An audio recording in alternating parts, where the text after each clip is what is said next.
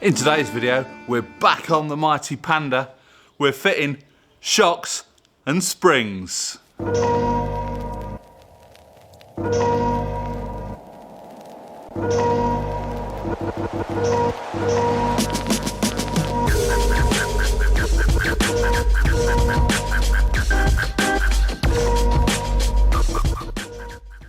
So that's right, we're back in the garage. The Panda's in here. We're all up in the air, on the front at least. All these parts that I'm going to be fitting, we've sourced. Now this isn't a sponsored video or anything like that. We've paid for these parts, but they were sourced from Recambio International. I will put a link to their website in the description below. Absolutely fantastic firm to work with. We're obviously in France, they're in the UK. Now all these parts were shipped pre-Brexit. Without hassle, no problem at all. Now after Brexit, there is a thing that comes up on their website that says changes since Brexit. Obviously you don't get charged UK VAT anymore, and on most items there is zero import charges to the country that you're in, but you just got to pay the VAT in your country and a slight handling fee from the courier. I've got to order some more parts, but I'll show you those in a minute. But today we're going to fit shocks and fit springs. I'm changing all the suspension. It's just tired and worn out. We don't know how well it's been looked after. So for the price of these parts, for this little Panda, we just said sod it, we're just going to go through it, front to back, suspension and brakes. I have found a few things that I need to order as we sort of delve into the car. The plan is I'm going to get it jacked up, all four corners, get all the wheels off, and just try and get one final list so that we've only got one set of costs when it comes to more parts. So we'll have a look at the car. So first thing you'll notice on the front of the car, both the headlights are really sort of tarnished. The reflectors in the back of them are sort of going a bit black and pitted. So that's not going to throw a lot of light forward. On Recambio's website, headlight, left-hand drive, because the right-hand drive headlights are no longer available, but the left-hand drive for continental driving are still available. £35 each, including the indicator. You can't go wrong with that, can you? So there'll be a pair of headlights coming. There is an oil leak which we've just discovered since having it jacked up and the wheels hang down. Where's that coming from? It's been parked up on concrete outside. There's not a drop underneath it. What's happened is, as the wheels have hung down, the drive shafts have dropped and it's leaking a little bit out of the inner drive shaft gaiter on the other side. So I shall get a full set of drive shaft gaiters, and I'll replace the ones that need doing, and then I will keep the others in stock. And then lastly, the steering rack. Now, we bought this car with a fresh MOT, CT as they call it in France, control technique. All we did, we picked it up, we drove it home. It's done a couple of rounds of the field. Tina's driven it around the field a few times. There's always been a clonking noise. And I said, when we do this work, we'll get it up in the air and I'll see what it is. Anyway, we jacked it up the other day and I had a wobble of the wheel. Oh my God. And the track rod ends are so knackered. The boots are all split. Now I know this has been stood for almost 2 years since we've had it, but there's no way that steering rack would have done that. So I was getting a bit of a, not a panic on, but I'm going to have to change the steering rack. Anyway, turns out we don't have to, because on these steering racks, you can take the ends off and replace them. A brand new steering rack end, well, they call it a track end, steering track arm or something, £15, brand new. So while we're doing that, we're going to replace both the track rod ends as well, because we're doing all the suspension. It's going to have to go in for an alignment after we've done it all. So we'll get new track rod ends on it, and they can do all the alignment, and it'll be as good as new. Drive as straight as an arrow. The other thing that I've noticed on this car is the ignition switch. You obviously got your first click, all your ignition lights come on or I can't remember how many clicks are. Anyway, when you turn it to start, it starts, you let go of your key normally. On this one, you let go of your key, but none of the electrics work on the car, which is a bit odd. The wipers don't work or anything like that. You have to just turn the key back one little click. And Tina said, oh, I'm sure my old Panda used that. I said, no. I says, there's something wrong with it. You know, when you let go of your key after it's started, that should be it. All systems should be live, but there's something wrong with it. And the reason that I do know there's something wrong with it, it's had a brand new starter motor fitted. And when the Hobbit started up and moved it out here, I could hear something that wasn't quite right. Of course, the start motor was still running, so it is a dodgy ignition switch. That's a little bit more expensive. That's about 70 quid. Comes with new shear bolts, and you just take it off, put the new one on, and plug it in. Jobs are good, and there's no coded keys on this. So that'll be nice and easy. Anyway, we're going to take the wheels off and we're going to crack on with this suspension. So we'll see you down on the floor. Now, I know a lot of you people out there moan and groan about me putting out calls to action. But before this video gets started, I just want to ask you to click the thumbs up and subscribe. Obviously, don't click the thumbs up if you don't like the video. They've taken away the thumbs down function because it was affecting people's mental health. I call that bollocks, but there you go. Anyway. So yeah, if you enjoy this video, please give it a big thumbs up and subscribe for more Panda videos.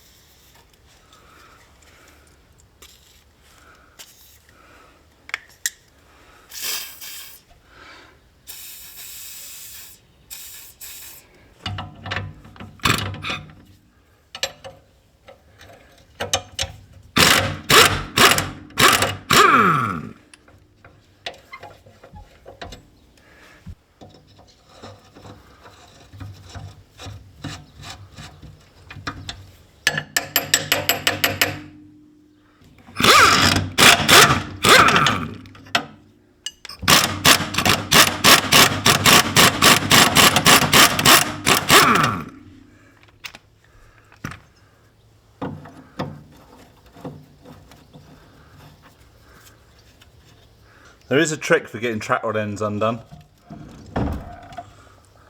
Undo the nut, put the nut back on, and just tap there. Apart from this one's not going to do it. I'm going to get a new one anyway, so. Because I'm going to replace the track rod ends, I'm just going to give it a twat. Oh, there we go.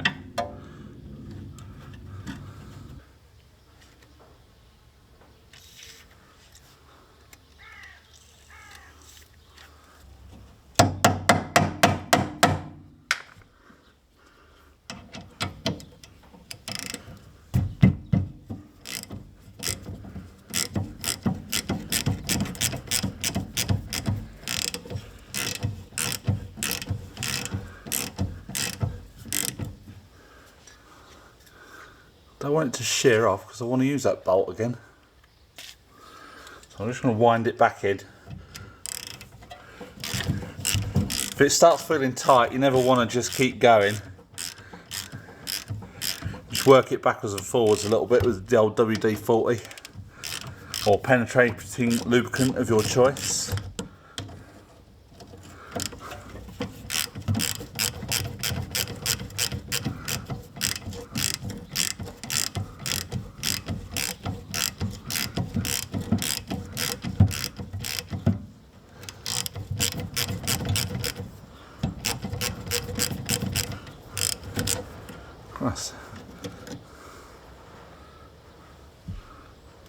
So that's the brake hose disconnected. We've got new brake hoses. That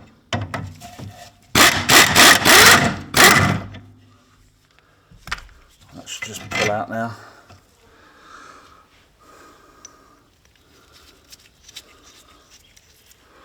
Put them back on there. Now that leg, I just hope that that bloody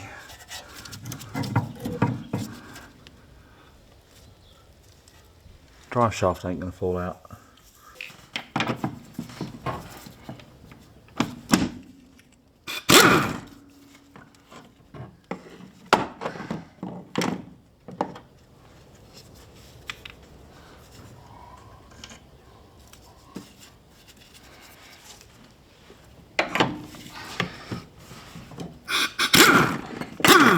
Whoops.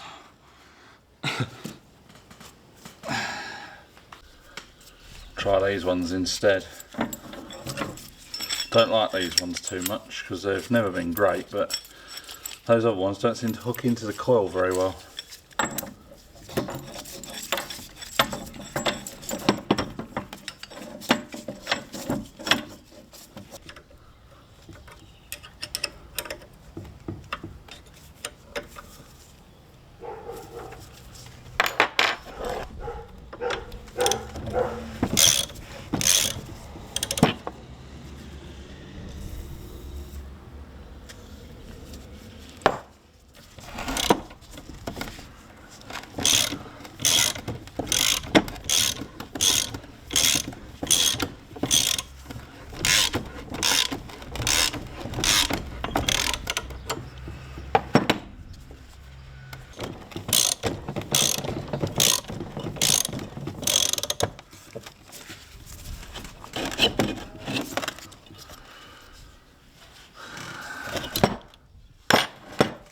Tension's off of that now. I'll try and get that off.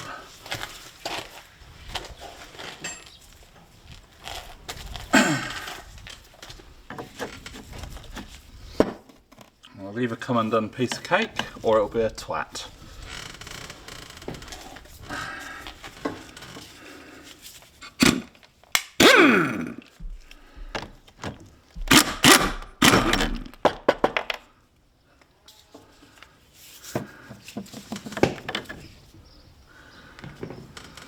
That's the piece we need.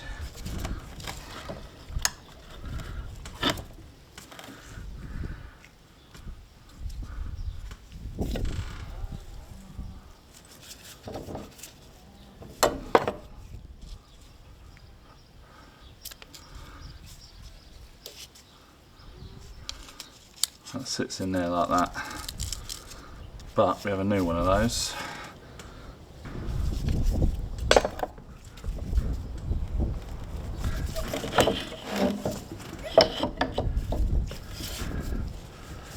Right, I'm going to release the tension on this spring, and then I will put the new one back together. So we might not be progressing quite as far as I thought we was going to in this video today. I've got the old spring off.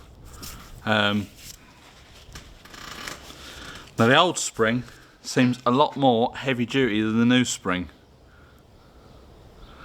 They're the same height almost, but this one feels the coils are a lot larger, so I'm wondering if this has had upgraded suspension fitted on it at some point, because the ride is so hard on that thing. These parts are all definitely for a 4x4 Panda, so these are like the standard coils. So I've got the shock absorber off, I've got new bearings for the top, I've got new top mounts, but there's this piece of plastic that sits on top of the shock absorber, on top of the boot. Obviously the boot's broke. I've got a new boot, we've got new bearings. Now, I don't know if it just sits there like that and it's a cushion.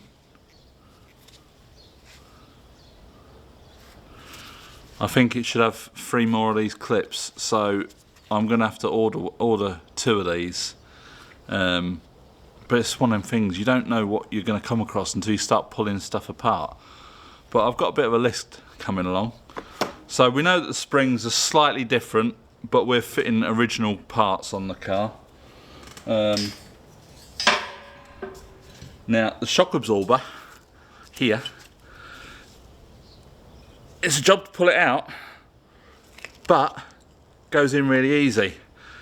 So you got compression and rebound. Now it compresses really easy, but the rebound is really slow.